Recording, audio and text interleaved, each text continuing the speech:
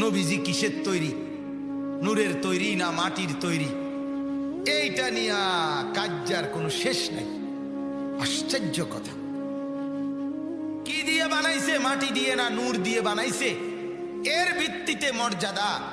আল্লাহর কোরআন পুরাটার মধ্যে অগণিত আয়াত আল্লাহ তাআলা রাসূলের মর্যাদার জন্য আল্লাহ তাআলা নির্ধারণ করে বলে রাখছেন।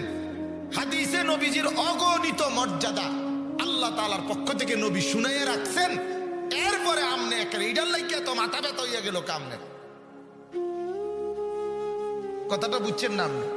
আগুন বলেন, মাটি বলেন, নূর বলেন, বাতি বলেন, সেরাক বলেন, লাইট বলেন, কোনটাই তো মর্যাদার কিছু না। মর্যাদার ফয়সালা তো আল্লাহর হাতে।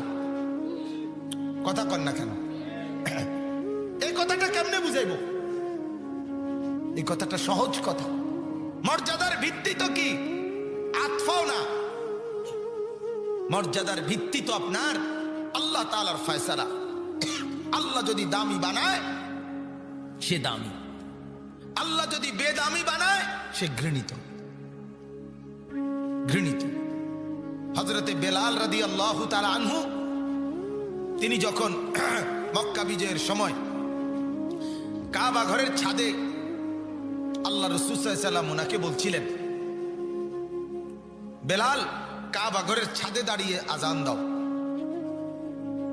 হযরতে বেলাল কাবা ঘরের ছাদে উঠে আজান দিচ্ছিল।